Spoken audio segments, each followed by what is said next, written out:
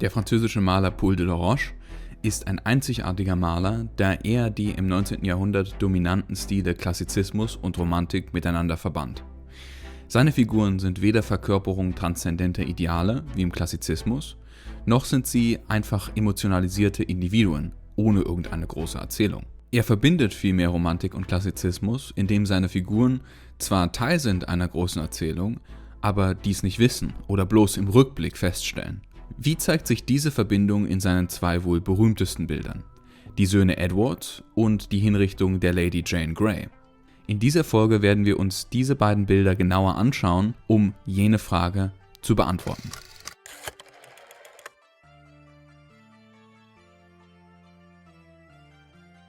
Und damit herzlich willkommen zur dritten Folge von Bewegtbild, dem dritten und letzten Teil der kleinen Serie über den französischen Maler Paul Delaroche.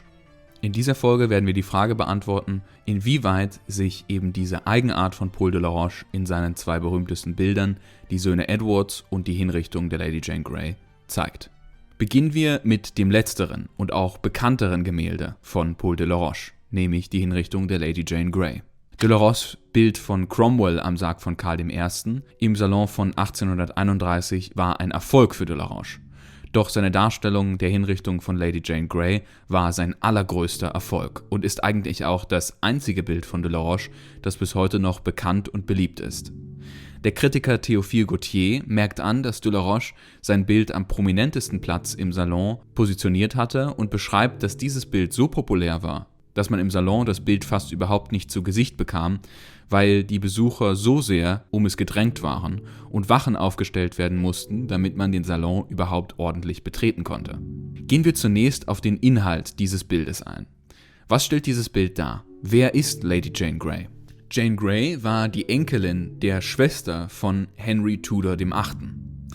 Henry VIII. Hatte bestimmt, dass sie erst dann Königin werden würde, wenn alle seine anderen Kinder, nämlich seine Töchter Mary und Elizabeth und sein Sohn Edward VI., tot seien.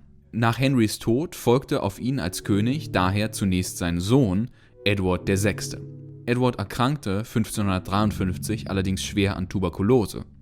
Er war zu diesem Zeitpunkt erst 16 Jahre alt. Edward war ein überzeugter Protestant und erklärte daher auf dem Totenbett seine Cousine, Jane Grey, welche ebenso Protestantin war, zur Thronfolgerin. Das führte natürlich zu Problemen mit Mary, welche dem Testament Henrys zufolge eigentlich Königin sein sollte. Auch die Bevölkerung Londons war davon überzeugt. Als Jane Grey also nach London gebracht wurde und sich im Tower einrichtete, von wo aus alle Krönungen normalerweise begannen, marschierte Mary mit ihrer Armee nach London und schaffte es, 1554 zur Königin gekrönt zu werden. Queen Mary I. ließ die nur 17-jährige Lady Jane Grey am 12. Februar desselben Jahres enthaupten. Jane hatte den Titel Queen of England nur 9 Tage beansprucht. Diese Geschichte enthält natürlich jene Aspekte, welche die Menschen im Frankreich nach der Revolution zu dieser Zeit faszinierten. Zunächst geht es hier um England, das als Reflexionsfläche für die Ereignisse im eigenen Land zu dieser Zeit diente, und es geht um historische Umschlagpunkte. Allein das Bild einer jungen Frau aus dem Adel, welche auf dem Schafott hingerichtet wird, stieß auf Resonanz. Denn auch die Erinnerung an die eigene junge Königin, Marie Antoinette, und ihre Hinrichtung am 16. Oktober 1793 in Paris waren noch nicht verblasst. Interessanterweise finden sich Skizzen für dieses Gemälde auf demselben Skizzenblatt wie Skizzen zu Delaroches Darstellung von Marie Antoinette auf dem Weg zum Schafott. Interessanterweise trägt der Henker sogar eine rote Mütze, welche den Betrachter der Zeit natürlich unmittelbar an die roten Mützen der Jakobiner erinnern musste. Auch die englische und französische Literatur spielt hier eine wichtige Rolle im Erfolg des Gemäldes. Schon 1790 hatte Germaine de Staël mit ihrem Stück Jane Grey, Tragédie en vers, die tragische Geschichte von Lady Jane Grey in Frankreich popularisiert und als Topos etabliert. Dieses Thema wurde jedoch besonders durch die 1832 erschienene französische Übersetzung von Nicholas Harris Nicholas' Literary Remains of Lady Jane Grey den französischen Lesern ins Gedächtnis gerufen. 2 Jahre später, 1834, stellte Delaroche sein Gemälde aus und aufgrund der populären Literatur war die Darstellung den Besuchern des Salons sofort familiär. Das Bild stellt die tragische Szene kurz vor der Hinrichtung dar. Lady Jane Grey kniet in ihrem weißen Unterkleid mit verbundenen Augen vor dem Richtblock. Sie stellt das Zentrum des Bildes dar. Ihr weißes Kleid sticht als hellster Punkt des Bildes hervor. Der Mann im Zentrum, an der Seite von Jane Grey, ist John Bridges, der Leutnant des Towers. Er umfängt Jane und seine Art und Weise, die junge Adlige zum Richtblock zu führen, ist damit ein zentraler Teil des Bildes. Der Leutnant behandelt Jane keineswegs grob, sondern führt sanft die Hand der blinden jungen Frau zum Richtblock. Es erscheint fast zärtlich, obwohl es der Weg in den Tod ist. Das macht die morbide Faszination des Bildes aus. Wenn man sich andere Darstellungen dieses Ereignisses anschaut, so erscheint John Bridges selten im Zentrum und in keinem Fall mit solch einer liebevollen Geste. Als Historienmaler, der einen wissenschaftlich akkuraten Ansatz bei der Darstellung historischer Ereignisse hat, beruft sich Delaroche auf eine historische Quelle aus dem 16. Jahrhundert. Daraus zitiert er im Salonführer die folgende Stelle. Da fragte Jane ihre Dienerinnen: Was mache ich jetzt? Wo ist der Richtblock? Daraufhin führte Sir John Bridges, der sie nicht allein gelassen hatte, ihre Hand zum Richtblock. Auch die klagenden Dienerinnen der jungen Hofdame im linken Hintergrund des Gemäldes verweisen auf dieses Zitat. Auf den ersten Blick scheint es so, als würde sich diese Szene, wie bei den Prinzen im Tower und auch bei seinem Cromwell-Bild, in einem kleinen Raum abspielen. Alle Akteure der Handlung stehen auf einer Ebene. Ein Licht ohne eindeutige Quelle im Bildraum selbst beleuchtet wie ein Spotlight die zentrale Handlung des Gemäldes. Wenn wir uns eine typische Darstellung der Hinrichtung vor Augen führen, so ist deutlich zu sehen, dass die Handlung typischerweise auf einer Art von hölzernen Schaubühne stattfindet. Diese Bühne war vor dem sogenannten White Tower des Towers of London aufgebaut und in beinahe allen Darstellungen des Motivs sehen wir ein großes Publikum um diesen Podest herum, welches die Hinrichtung beobachtet. Darüber hinaus wird Jane in vielen Darstellungen von einer Gruppe Wachen mit Lanzen zum Schafott begleitet. In der Darstellung von Delaroche scheint es auf den ersten Blick nicht der Fall zu sein, dass er diese Bühne in seiner Darstellung aufnimmt. Es scheint außerdem zunächst so, als wären es nur diese 5 Personen, zwischen denen sich dieses grausige Geschehen abspielt, als gäbe es weder weitere Wachen noch ein Publikum. Erst nach längerer Betrachtung wird deutlich, dass alle Elemente der klassischen Hinrichtungsszene doch vorhanden sind. Nur haben sie eine Form angenommen, welche zum theaterhaften Charakter des Bildes beitragen. Links neben der roten Strumpfhose des Henkers führt ein Geländer hinunter. Dieses Geländer weist uns darauf hin, dass wir hier kein Kämmerchen vor uns haben, sondern eine große Halle oder vielleicht eine Fassade im Hintergrund, in welcher eine Holzbühne aufgebaut wurde, auf der wir diese paar Figuren stehen sehen. Das kleine Holzgeländer lässt uns erkennen, dass der Boden, auf welchem diese Figuren stehen, jene Holzbühne ist, die in anderen Darstellungen in Gänze zu sehen ist. Neben dem Geländer kommen die Spitzen einiger Lanzen zum Vorschein. Das sind die Lanzen der Wachen, die wir zuvor auf dem Bild vermisst hatten. Bei Delaroche ist diese Holzbühne zunächst unsichtbar, da sie als neutraler Grund für all diese Figuren auftritt.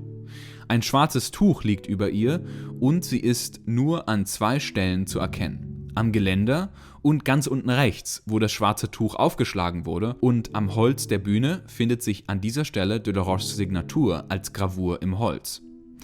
Das aufgeschlagene Tuch fällt an dieser Stelle über den Sims der Bühne und reicht hier quasi in den Realraum hinein. Das einzige Element, was im Vergleich zu anderen Darstellungen hier noch fehlt, ist die Menschenmenge, welche die Hinrichtung beobachtet. Wo ist dieser Aspekt? Wie hat Delaroche diesen in die theaterhafte Bildsprache eingebunden? Der Museumsbesucher übernimmt diese Rolle, denn der Sims der Bühne stellt quasi das untere Ende des Gemäldes dar. So wird das Publikum im Museum zum Theaterpublikum, als würde es im Theater sitzen und hinaufschauen auf das Geschehen zwischen den Schauspielern auf der Bühne. Bei Delaroche wird der Betrachter selbst vor dem Bild Teil der gaffenden Menschenmasse, welche in diesem Bild im Vergleich zu der typischen Darstellung fehlt. Man kann sich hier vorstellen, wie gut dieser Effekt funktioniert hatte im überfüllten Salon 1834. Delaroche macht diese Holzbühne zu einer Theaterbühne der Geschichte, mit Spotlight, die wir aus der Zukunft begutachten können. Noch etwas anderes macht de la Roches Darstellung ganz anders als typische Darstellungen dieser Szene. John Bridges und auch der Henker werden in klassischen Darstellungen des Motivs meist als monströse Wesen, gefühllos und bösartig dargestellt. De la Roche macht das bewusst anders. Das sieht man deutlich im Vergleich von de la Roches Vorzeichnung zur finalen Version des Gemäldes. In der Vorzeichnung erscheint nicht nur John Bridges, sondern ganz besonders auch der Henker als Monster. Bridges hat einen bösartigen Gesichtsausdruck und die Art und Weise, wie er Lady Jane Grey umfängt, scheint eher bedrohlich und grob als liebevoll. Der Unterschied zwischen dem Henker in der Vorzeichnung und dem Henker im finalen Bild ist noch viel gravierender. Der Henker in der finalen Version des Gemäldes erscheint jünger und eleganter. Seine Pose ist die einer antiken Athletenskulptur mit dem typischen Stand- und Spielbein. Seine Hand liegt nur ganz sanft auf dem Griff der Axt, welche an einen Sarg im Hintergrund gelehnt ist. Der Henker auf der Skizze ist das genaue Gegenteil. Er ist eine erschreckende und abstoßende Gestalt mit einem korpulenten und grobschlächtigen Aussehen. Er steht breitbeinig, fest mit beiden Beinen auf dem Boden, die Knie durchgedrückt, seinen Bauch herausgestreckt. Er sieht unsauber, gefährlich und hässlich aus. Anders als der Henker auf dem Gemälde ist er mit dem Körper zum Richtblock gedreht. Und er hält ein überdimensionalisiertes Schwert bereit, um seine grässliche Tat zu vollbringen. In der Skizze von de la Roche spiegelt sich also ein eher klassizistischer Konflikt von ewigen Werten wider. Es ist ein Kampf zwischen Unschuld, verkörpert von Jane Grey in ihrem weißen Gewand, und dem Bösen und Grobschlächtigen, welches sich in dem Henker und John Bridges verkörpert. Das Gemälde stellt eine sehr viel komplexere Situation dar. Die Geste von Bridges ist nicht bösartig, sondern liebevoll. Und der Henker scheint das Geschehen mit seiner besorgten Miene und dem unsicheren Griff auf der Axt eher mit Widerwillen zu betrachten. Sein Körper ist weggedreht vom Geschehen. Hinter ihm steht ein schwarzer Sarg. Im Aquarell gibt es keinen solchen Sarg. Er scheint hinter dem Henker der finalen Version zu stehen, um seine Aufgabe darzustellen, welcher er eher widerwillig gegenübersteht. Nämlich die Aufgabe, Jane hinrichten zu müssen. Wohingegen der Henker im Aquarell intrinsisch motiviert zu sein scheint, seine bösen Taten zu vollbringen. Er ist einfach in sich selbst grobschlächtig. Er verkörpert das Ideal des Bösen, wie im Klassizismus die Figuren eine gewisse Idee oder einen gewissen Wert verkörpern. De la Roche entscheidet sich bewusst gegen eine solche Darstellung. Seine Figuren sind keine Verkörperungen von ewigen Idealen, sondern vielmehr Schauspieler in der Geschichte, die nicht zu wissen scheinen, dass sie Schauspieler sind, oder zumindest sich mit ihrer Rolle nicht wirklich identifizieren. In dem Bild Die Söhne Edwards wird diese Ablehnung von der klassizistischen Darstellungsform des Historischen noch deutlicher. Dieses Gemälde war das zweite berühmte Gemälde, das de la Roche im Salon von 1831 neben seinem Cromwell ausstellte. Wie sein Cromwell trug auch dieses Bild wesentlich zur Sensation des Salons von 1831 bei und gilt bis heute als eines seiner Hauptwerke. Beginnen wir mit dem Inhalt. Was sehen wir auf diesem Bild? Wir sehen zwei Jungen auf einem großen Bett mit verziertem Rahmen und schweren grünen Vorhängen sitzen. Beide tragen die schwarzen Gewänder von englischen Edelleuten des 15. Jahrhunderts. Vor ihnen steht ein Betstuhl. Der eine der Jungen hat ein Gebetsbuch auf dem Schoß und beide schienen nur einen kurzen Moment zuvor in die Lektüre des Buches vertieft gewesen zu sein. Der Titel verrät uns, wer diese beiden Jungen sind, nämlich die Söhne Edwards IV. Es sind Richard of Shrewsbury, First Duke of York, und sein Bruder Edward V., der rechtmäßige Thronfolger seines Vaters Edward IV., die beide im Royal Apartment im Tower auf die Krönung von Edward V. warten. Bei diesem Bild greift de la Roche also wie bei seinem Cromwell ein Thema der englischen Geschichte auf, das auch schon von William Shakespeare in seinem Stück Richard III popularisiert worden war. Das zunehmend gebildete Publikum kannte diese Szene entweder aus der populären historischen Literatur oder, was wahrscheinlicher ist, aus William Shakespeares Stück. Daher war vielen Besuchern wahrscheinlich auch bewusst, was diese Szene bedeutete, was ihr vorausgegangen war und was auf diesen Moment folgen sollte, nämlich die Ermordung der beiden Prinzen. Die beiden Jungen waren die Söhne von Edward IV. Und seiner Frau Elizabeth Woodville. Edward IV. Machte seinen Sohn Edward V. bereits 1471 zum offiziellen Thronfolger und ließ diese Entscheidung auch vom Parlament bestätigen. Richard, Duke of Gloucester, später Richard III., war der väterliche Onkel der beiden Prinzen, der Bruder von Edward IV. Im Jahr 1483 starb dieser Edward IV., als sein Sohn und Thronfolger Edward V. erst 12 Jahre alt war. Richard of Gloucester wurde von seinem Bruder zum sogenannten Lord Protector ernannt. Das hieß, dass Richard als Stellvertreter regieren sollte, bis der eigentliche König, Edward V., gekrönt werden konnte. Richard nahm die Prinzen also in seine Obhut und ließ die beiden Söhne Edwards in die sogenannten Royal Apartments im Tower of London bringen, von wo aus die Krönungsvorbereitungen traditionell begannen.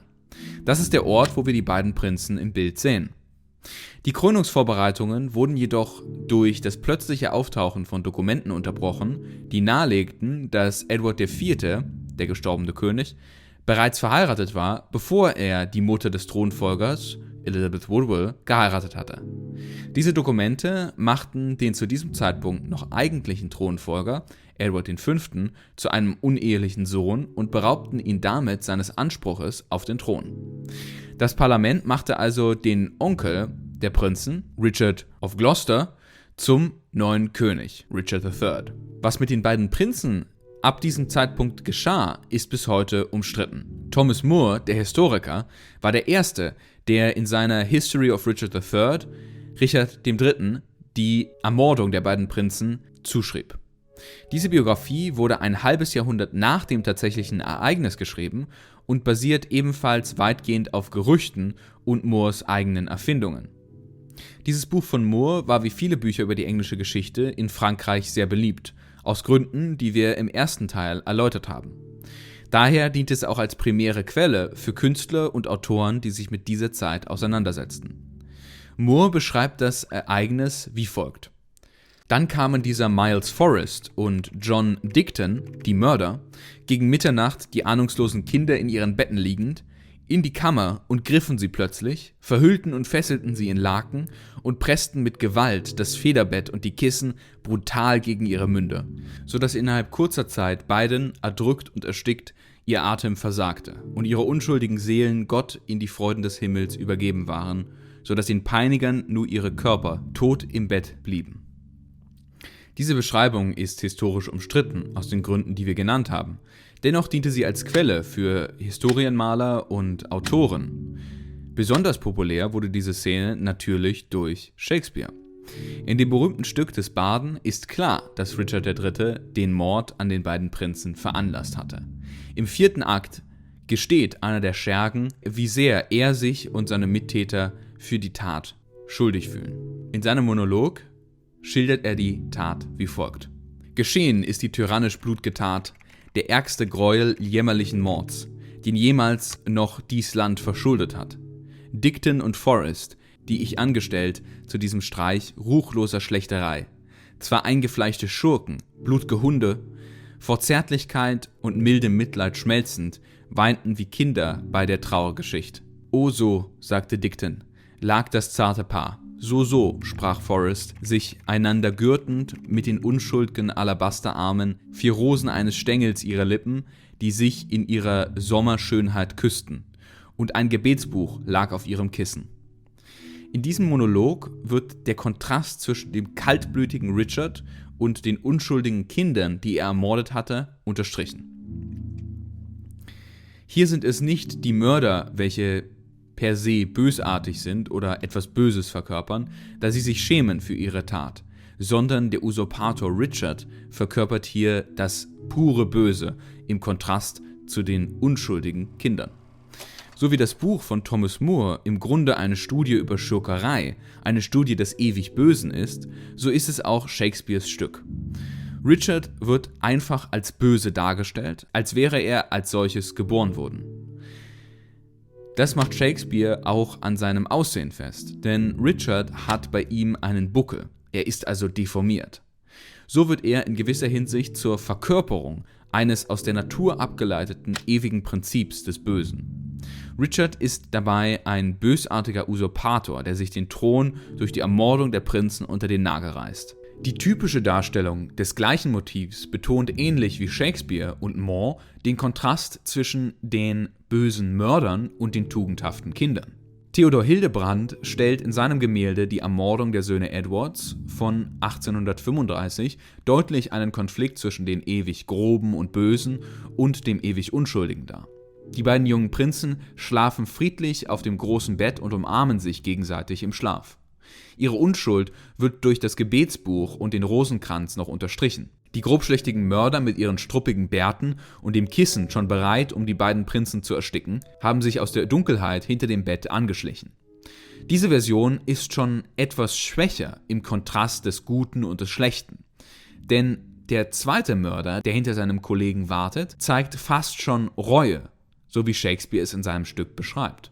Die Mörder fühlen sich schuldig für ihre Tat. Diese Version entstand 4 Jahre nach de la Roches Darstellung. An einer älteren Version desselben Sujets wird deutlich, wie stark die Betonung dieses Kontrasts klassischerweise in der Darstellung dieser Szene war. James Northcotes Darstellung derselben Szene aus dem Jahr 1786 ist geradezu grotesk. Die beiden jungen Prinzen schlafen friedlich und umarmen sich im Schlaf. Ein himmlisches Licht erleuchtet ihre reine Haut.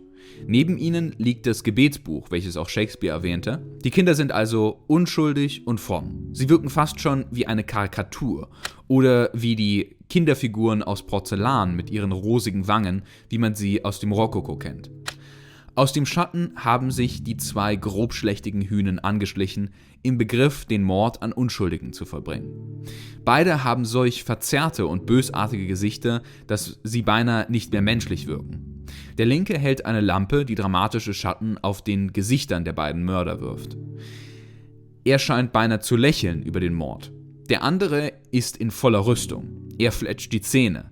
Sein Helm sitzt so tief, dass seine Augen nicht sichtbar sind, was ihm jede Menschlichkeit nimmt. Keiner der beiden zweifelt an der Tat. Das zeigt sich auch daran, dass die Mörder in diesem Bild beide das Kissen halten, welches sie jeden Moment für das Ersticken der beiden Kinder nutzen werden. Diese Darstellungen sind in gewisser Hinsicht klassizistisch. Die Mörder verkörpern das absolut Böse und die Prinzen das absolut Gute. Es geht in diesem Bild also um einen Konflikt zwischen bestimmten ewigen Prinzipien, nämlich dem Guten und dem Bösen. De la Roches Darstellung ist daher nicht klassizistisch, denn im Klassizismus geht es genau um diesen Kampf zwischen Gut und Böse. De la Roche entscheidet sich bewusst gegen eine solche Darstellung. Ist sein Bild dann vielleicht romantisch? Die Romantik konzentrierte sich auf die emotionalisierten Individuen, welche unabhängig von irgendwelchen transzendenten Idealen sind.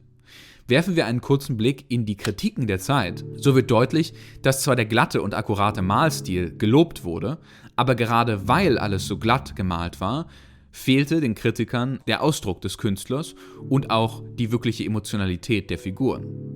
Im Journal des Débats Politiques et Littéraires konnte man zum Beispiel lesen, dass der Künstler alle Mittel seines Talents ausgeschöpft hat, um die Realität so naturgetreu wie möglich nachzuempfinden. Auguste Jalle fragt in seinem Bericht über den Salon beispielsweise: Ist das Fini nicht ein wenig zu gleichmäßig auf allen Flächen, auf allen Objekten verteilt? Nicht nur seien laut den Kritikern die Gegenstände zu genau gemalt, doch gerade deswegen wirkten diese Gegenstände und auch die Figuren in gewisser Hinsicht falsch, ohne Ausdruckskraft, ohne Emotion. Wie als hätte man diese Gegenstände und Figuren frisch hergestellt und als Requisiten für ein Theaterstück hier in diesem kleinen Kämmerchen platziert.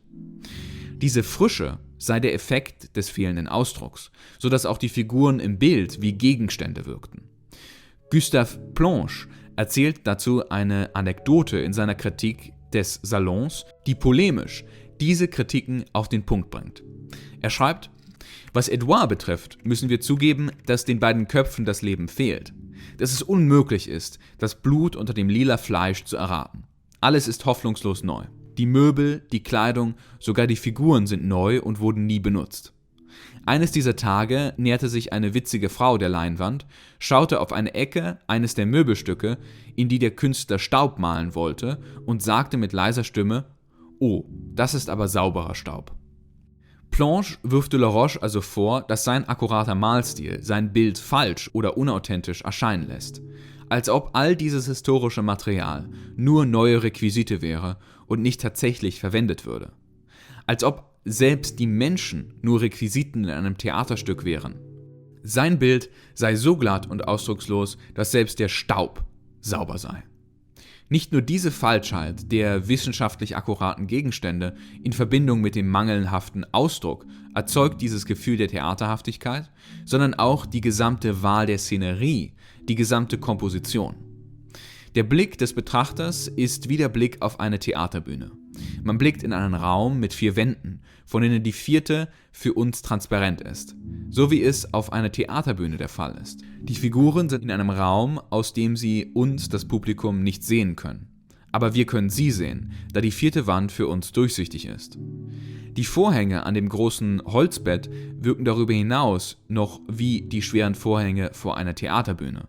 So doppelt sich der Blick auf die Theaterbühne des Raumes im großen Bett. Eine Bühne auf der Bühne. Die Vorhänge wurden zurückgezogen und wir können nun das Drama, welches sich auf der Bühne abspielen wird, beobachten. Auch das Licht ist hier interessant gewählt.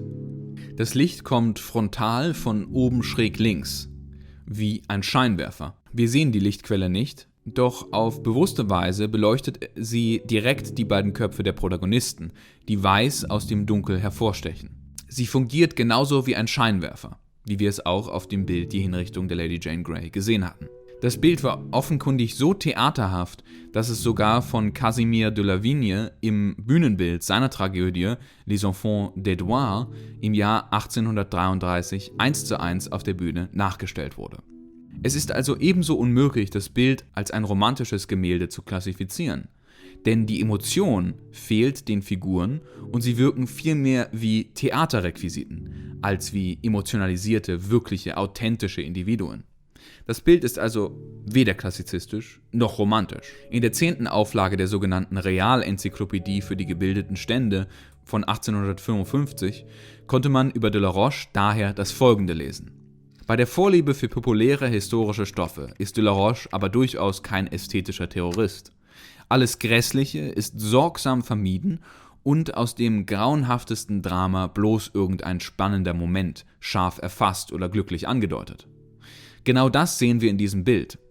Delaroche zeigt das Ereignis des Mordes selbst nicht. Damit raubt er seinem Bild einerseits den Konflikt zwischen ewigen Prinzipien, wie des Guten und des Bösen, und andererseits auch jede authentische Emotion von Schrecken oder Wut oder Angst.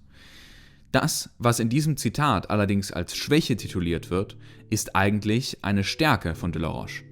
Betrachten wir das Bild genauer, um zu begreifen, wodurch Delaroche diesen Moment dennoch spannend macht, indem er das Wissen seines Publikums nutzt, obwohl nichts zu sehen ist.